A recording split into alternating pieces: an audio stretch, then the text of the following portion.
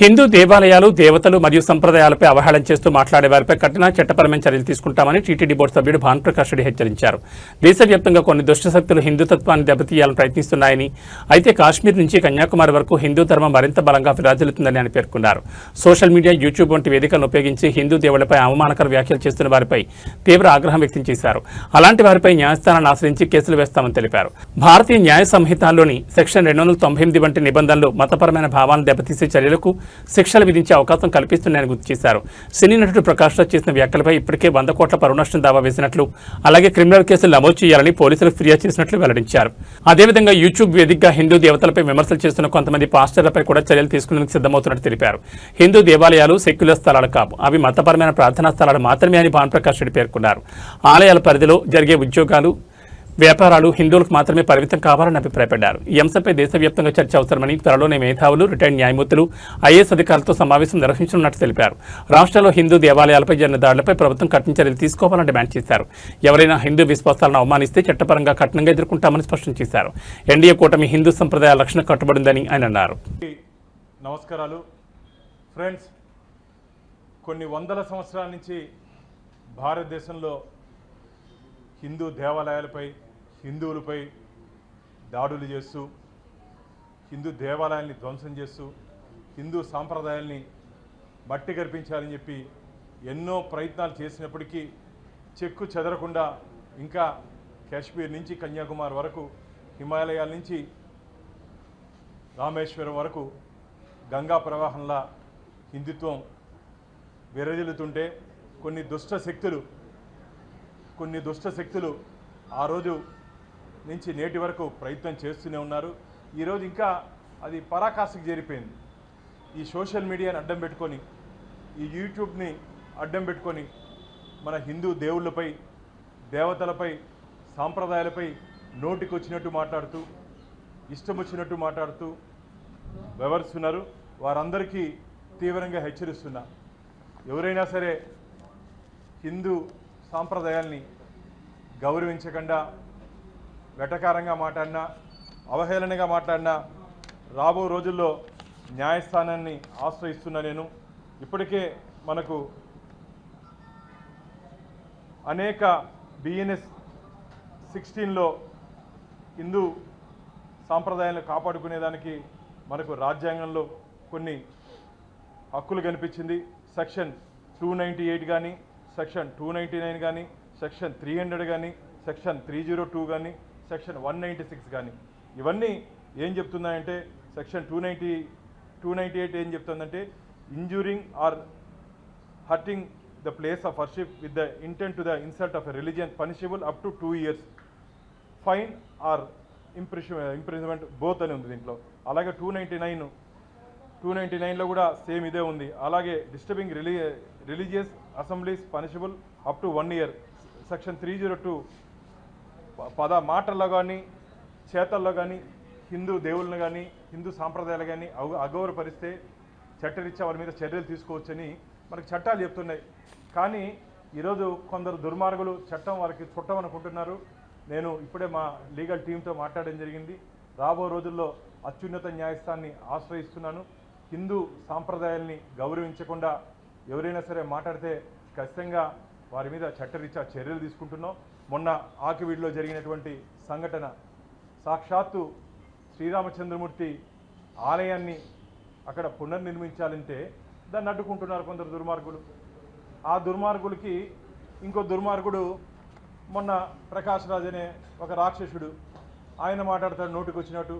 రాముడు ఉత్తర భారతదేశం నుంచి దక్షిణాదికి వలస వచ్చాడని, ఏదో పండ్లు దొంగలిచ్చారని చెప్పి నోటికి వచ్చినట్టు మాట్లాడతారు. ప్రకాష్ రాజ్ మీద కూడా నేను డెఫర్మేషన్ 100 కోట్ల రూపాయలకి వేయడం జరిగింది. అంతేకాకుండా డీజీపీ గారికి క్రిమినల్ కేసులు నమోదు చేయని చెప్పి కంప్లైంట్ ఇవ్వడం జరిగింది. ప్రకాష్ రాజ్ కాకుండా అనేక మంది ఫాస్టర్లు, మిత్రులారా, అనేక మంది ఫాస్టర్లు ఆంధ్రప్రదేశ్లో ఈరోజు వాళ్ళ యూట్యూబ్ని వేదికగా, నేను నిన్న ఒక వీడియో చూసాను, వెంకటేశ్వర స్వామి మీద వీడియో చేస్తారు, ఈశ్వరు మీద వీడియో చేస్తారు, సీతమ్మ మీద వీడియో చేస్తారు, ఇలా సరస్వతి మాత మీద వీడియో చేస్తారు, నోటికి వచ్చినట్టు మాట్లాడతారు. వీళ్ళందరూ ఆటలు సాగే ప్రసక్తే లేదు. రాబో రోజుల్లో వీరందరి వీపు విమానం మోతమవుతుంది. తోలు తీసి కారం పెడతాం, జాగ్రత్త. తోలు తీసి కారం పెడతాం.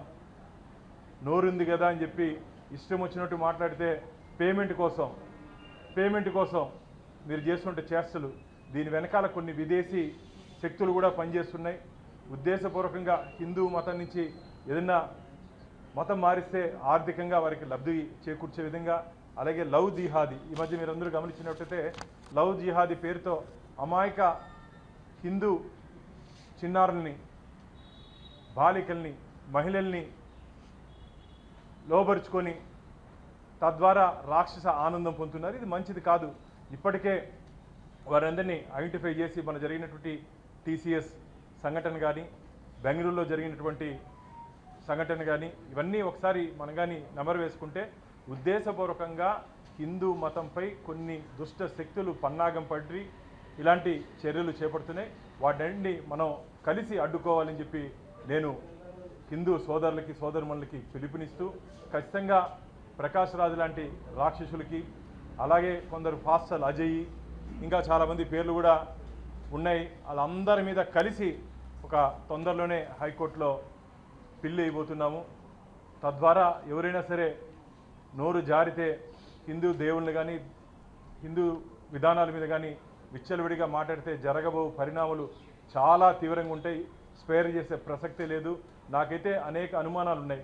ఈ పేటీఎం బ్యాచ్లు యూట్యూబ్లో లోడ్ చేసిన తర్వాత దీన్ని చూపించి డబ్బులు దండుకుంటున్నారని చెప్పి మాకు అనేక కంప్లైంట్స్ రావడం జరిగింది.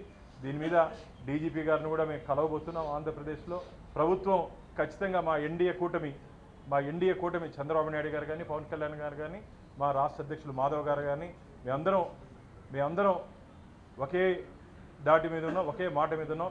హిందూ వ్యతిరేక శక్తుల్ని ఖచ్చితంగా వారి ఆటని ఆంధ్రప్రదేశ్లో సాగినవు. ఇంకో ముఖ్యమైన విషయం మిత్రులారా, సెక్యులర్ అంటారు. దేవాలయాలు సెక్యులర్ కాదు, రిలీజియస్ ప్లేస్ అవి, ప్రార్థనా స్థలాలు.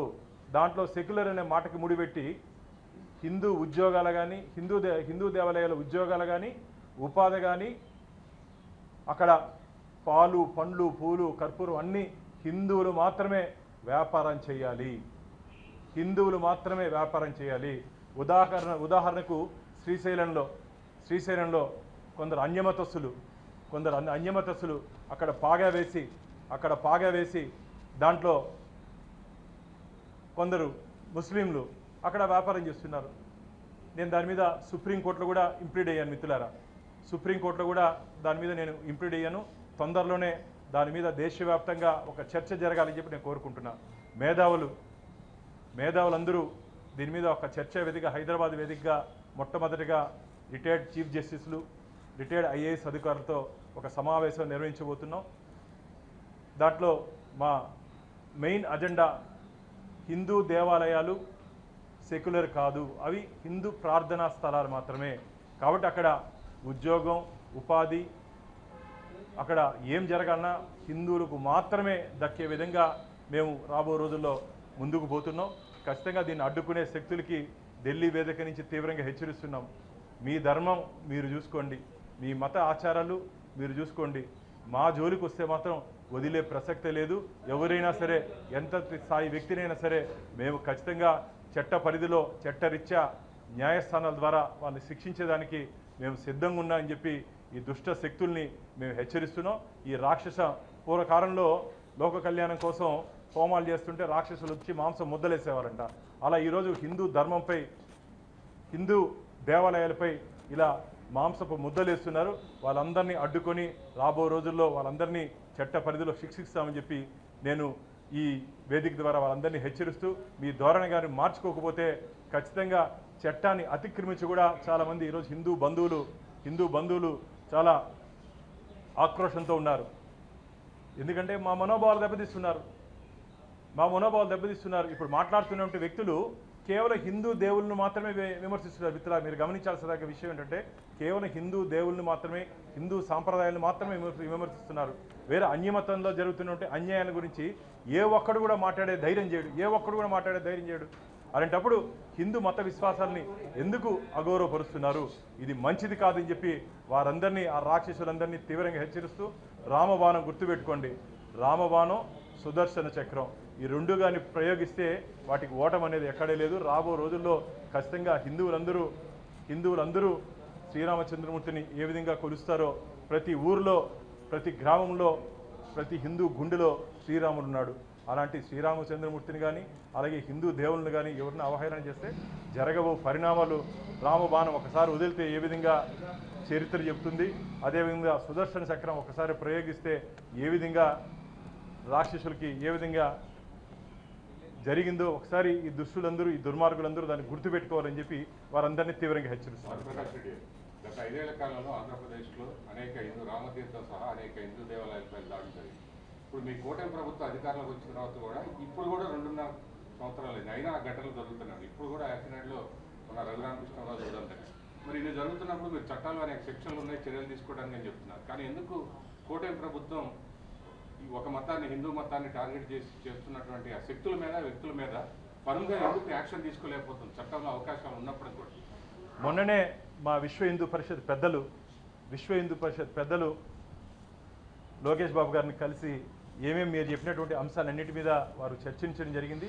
రాబో రోజుల్లో ఖచ్చితంగా మీరు చెప్పినటువంటి ఎక్కడ కానీ ఎన్నైనా అన్యాయం జరిగితే ఇమీడియట్గా వారి మీద కేసులు నమోదు చేసే దిశగా రాష్ట్ర ప్రభుత్వం, మా ఎన్డీఏ కూటమి, చంద్రబాబు నాయుడు గారు కానీ, మీరు చెప్పిన పవన్ కళ్యాణ్ గారు కానీ, మా మాధవ్ గారు కానీ, మేమందరం సిద్ధంగా ఉన్నాం. ఎవరిని వదిలే ప్రసక్తే లేదు. ఓటు బ్యాంకు రాజకీయాలు చేసే పార్టీ ఎన్డీఏ కూటమి కాదు.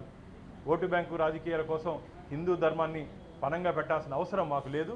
మేము ఖచ్చితంగా మా సాంప్రదాయాలను కాపాడేదానికి ఎంత దూరమైనా వెళ్తామని చెప్పి ఆ దుష్ట శక్తిని హెచ్చరిస్తున్నాం.